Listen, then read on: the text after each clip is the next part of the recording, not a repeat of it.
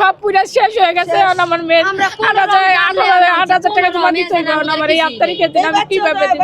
আমি গার্মেন্টসে চাকরি করছি, আমি কিচ্ছু বাইর করতে পারিনি। আমার ঘরের ভিতরে অনেক মাল জিনিস, টাকা পয়সা জিনিস সব শেষ হয়ে গেছে। পরীক্ষা আমার যত এসএসসি সার্টিফিকেট পরে আমার এই 18 তারিখে 8 তারিখে 18,000 টাকা দেওয়া লাগতো আমার এসএসসি ইন্টার পরীক্ষা দেওয়ার জন্য। আমাদের এখন কোনো কিছুই না, আমরা এখন কি করবো? আর আমার যত পরীক্ষার যত সার্টিফিকেট ছিল এগুলো সব পুরো একদম ছাই হয়ে গেছে। এখন আমরা কি করবো? আমি কিভাবে 8 তারিখে জানুয়ারির 8 থেকে টেস্ট পরীক্ষা দিব? আমি কিভাবে এবার ইন্টার পরীক্ষা দিব? আর আমার যত আয় রোজগারে যত টাকা পয়সা ছিল সয় সম্বল সবকিছু শেষ পুরা শেষ।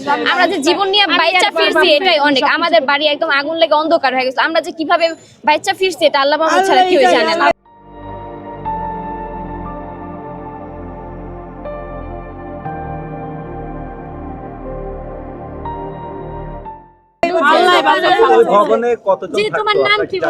না এটা জানি না, কিন্তু আমাদের রুমমেট 6 জন, আমরা রুমমেট 6 জন ছিলাম। আমরা 6 জনের মধ্যে 2 জন ফার্স্টে হারাই গেছিল, ওদের আমরা পাইনি। পরে আমরা ছাদে গেছি ফার্স্ট, আমরা যখন নিচে নামতেছিলাম 6 তলা থেকে তখন বলা হয়েছিল যে আমাদের কারখানা আগুন লাগছে। পরে আমরা ছাদে গেছি, যখন ছাদে যাই তখন দেখি যে ছাদে যত গাছালি ছিল সব পুরো একদম ছাই হয়ে যায়, একদম আমাদের বাড়িঘর একদম অন্ধকার হয়ে যায়। আর আগুনের এত তাপ ছিল কোনো মানুষের পক্ষে নামাজ সম্ভব ছিল না। আমরা যে কিভাবে বাইচা ফিরছি এটা আল্লাহ ছাড়া কেউই জানে না।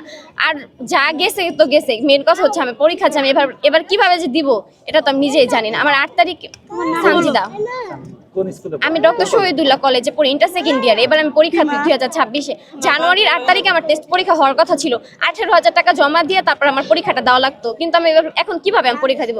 আমাদের তো এখন সয় সম্পত্তি বলতে কিছুই নাই, আমাদের তো কোনো সম্বলই নাই। যা ছিল সব আমাদের ওই রুমেরই ছিল। আমার যত সার্টিফিকেট এগুলো তো সব পুরা ছাই হয়ে গেছে।